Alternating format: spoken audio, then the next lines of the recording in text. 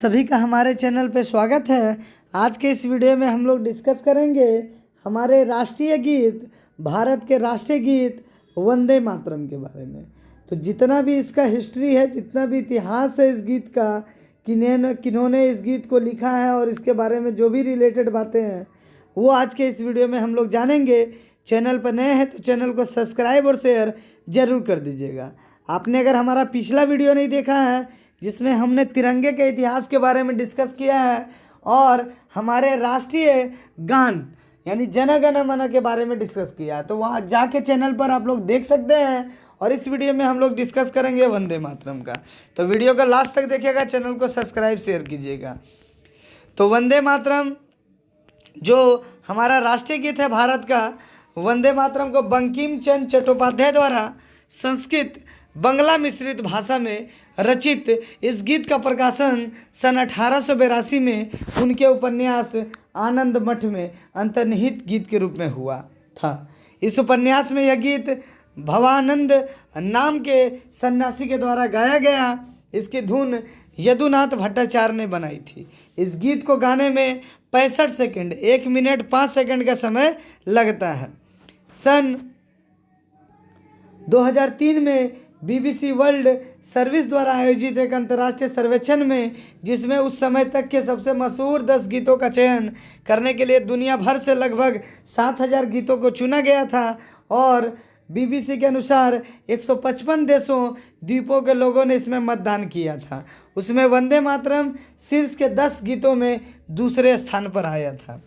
यदि बांग्ला भाषा को ध्यान में रखा जाए तो इसका शीर्षक वंदे मातरम होना चाहिए, वंदे मातरम नहीं। चूँकि हिंदी व संस्कृत भाषा में वंदे शब्द ही सही है, लेकिन यह गीत मूल रूप में बांग्ला लिपि में लिखा गया था और चूँकि बांग्ला लिपि में वो अक्षर है ही नहीं, अतः वंदे मातरम शीर्षक से ही बंकिम चंद्र चट्टोपाध्याय ने इसे लिखा था। इस तथ्य को ध्यान में रखते हुए शीर्षक वंदे मातरम होना चाहिए था, परंतु संस्कृत में वंदे मातरम का कोई शब्दार्थ नहीं है तथा वंदे मातरम उच्चारण करने से माता की वंदना करता हूँ ऐसा अर्थ निकलता है। अतः देवनागरी लिपि में इसे वंदे मातरम ही लिखना व पढ़ना समीचीन होगा। तो यहाँ देख सकते हैं बांग्ला लिपि और देवनागरी लिपि दोनों भाषा में वंदे मातरम और वंदे मातरम जो भी आप कहें, तो वंदे मातरम यहाँ हमारा जो राष्ट्रीय गीत है यहाँ पर आप लोग देख सक रहे हैं। और ये फोटो बंकिम चंद्र चट्टोपाध्याय जी की तो आनंद मठ में सबसे पहले प्रकाशित हुआ। और यहाँ पर देख रहे हैं भारत माता का सबसे पहले चित्र बनाया अवनींद्रनाथ टैगोर ने। यहाँ पर भारत माता का चित्र भी आप लोग देख सकते हैं। तो ये पूरा हमारा राष्ट्रीय गीत के बारे में है। और आनंद मठ के हिंदी, मराठी, तमिल, तेलुगु, कन्नड़ आदि अनेक भारतीय भाषाओं के अतिरिक्त अंग्रेजी अनुवाद भी प्रकाशित हुए। डॉक्टर नरेश चंद्र सेनगुप्त ने 1906 में एबे ऑफ ब्लिस के नाम से इसका अंग्रेजी अनुवाद प्रकाशित किया। अरविंद घोष ने आनंद मठ वर्णित गीत वंदे मातरम का अंग्रेजी गद्य और पद्य में अनुवाद किया। महर्षि अरविंद द्वारा किए गए अंग्रेजी गद्य अनुवाद का हिंदी अनुवाद इस प्रकार यहाँ पर है, देख सक रहे हैं। यहाँ पर हिंदी अनुवाद भी इसका यहाँ पर दिया हुआ है। तो वंदे मातरम बंगाल में चले स्वाधीनता आंदोलन के दौरान विभिन्न रैलियों में जोश भरने के लिए यह गीत लिखा गया था। और लाला लाजपत राय ने जिस जर्नल का प्रकाशन शुरू किया उसका नाम भी वंदे मातरम उन्होंने रखा था।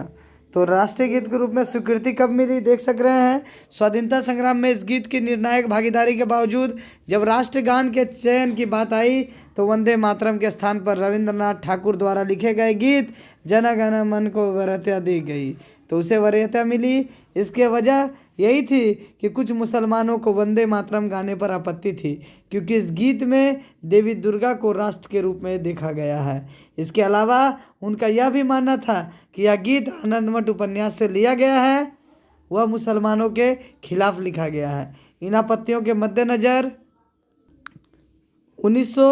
1937 में कांग्रेस ने इस विवाद पर गहरा चिंतन किया। जवाहरलाल नेहरू की अध्यक्षता में गठित समिति, जिसमें मौलाना अबुल कलाम आज़ाद भी शामिल थे, ने पाया कि इस गीत के शुरुआती 2 पद तो मातृभूमि की प्रशंसा में कहे गए हैं, लेकिन बाद के पदों में हिंदू देवी देवताओं का जिक्र होने लगता है। इसलिए यह निर्णय लिया गया कि इस गीत के शुरुआती 2 पदों को ही राष्ट्रगीत के रूप में प्रस्तुत किया जाएगा। इस तरह गुरुदेव रविन्द्रनाथ ठाकुर जी ने एक जनगण मन अधिनायक है को यथावत राष्ट्रगान ही रहने दिया गया, और मोहम्मद इकबाल ने कौमी तराने सारे जहां से अच्छा के साथ बंकिम चंद्र चटर्जी के द्वारा प्रकाशित प्रारंभिक 2 पदों का गीत वंदे मातरम राष्ट्रगीत स्वीकृत हुआ।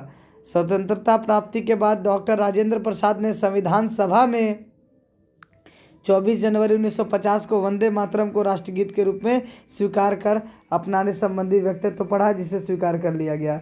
डॉक्टर राजेंद्र प्रसाद संविधान सभा के दिए गए जो वक्तव्य तो यहाँ पर आप लोग देख सकते हैं नीचे में, उनका जो उन्होंने भाषण दिया था, जो बात बोला था, वो यहाँ पर दिया गया है। तो आप लोग सभी लोगों ने जाना वंदे मातरम को कब अपनाया गया और वंदे मातरम गीत का इतिहास क्या है। वीडियो अच्छा लगा होगा, चैनल को सब्सक्राइब शेयर कीजिएगा। धन्यवाद।